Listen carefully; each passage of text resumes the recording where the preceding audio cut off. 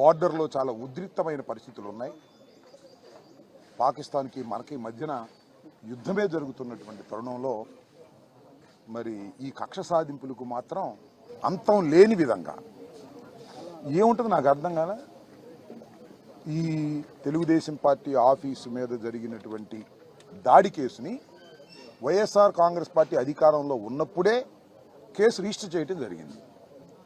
కానీ దానిలో ఏదో చేసేస్తున్నాము అనేటువంటి ఉద్దేశంతో కేవలం చంద్రబాబు నాయుడు గారిని లోకేష్ని సంతృప్తిపరచడం కోసం సజ్జల రామకృష్ణారెడ్డి గారిని కూడా సిఐడి ఆఫీసుకు పిలిపించి విచారణ చేశాము అనేటువంటి మెహర్బానీ కోసం ఇలాంటి కార్యక్రమాలు జరుగుతూ ఉన్నాయి. ఇది చాలా దురదృష్టకరమని మనవి చేస్తున్నాం.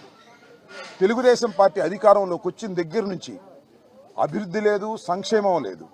మాటల్లో మాత్రం కోటలు దాటేటటువంటి అభివృద్ధి, అమరావతి గురించి అభివృద్ధి, పోలవరం గురించి అభివృద్ధి మాటల్లో మాత్రమే కనిపిస్తున్నది. కక్ష సాధింపులు బహుశా భారతదేశానికి స్వాతంత్రం వచ్చిన తరువాత ఇంత పెద్ద ఎత్తున ఏ రాష్ట్రంలోనూ జరగనటువంటి అరెస్టులు, కేసులు పెట్టి నిర్బంధించేటటువంటి కార్యక్రమం చేస్తున్నారు.